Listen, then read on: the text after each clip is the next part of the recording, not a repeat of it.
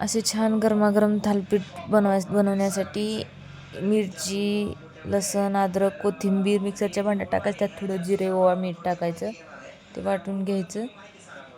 तोपर्यंत 2 वाटी ज्वारीचं पीठ, 1 वाटी गव्हाचं पीठ, अर्धी वाटी तांदळाचं पीठ, अर्धी वाटी बेसनचं पीठ टाकून त्यात थोडं ओवा, जिरेची पूड टाकायचं. आपलं वाटून टाकायचं. नंतर थोडं चवीनुसार मीठ, लसूण टाकून सगळं मिक्स करून घ्यायचं. मस्त आपण कथा ऐकत करायचं. असं पीठ मळून घेऊन त्यानंतर तव्यामध्ये असं तेल लावून हाताने थालीपीठ असं थापटून घ्यायचं. नंतर त्याला अजून जास्त तेल लावून छान असं गोल करायचं. त्यात छोटे छोटे छोटे छिद्र पाडायचं.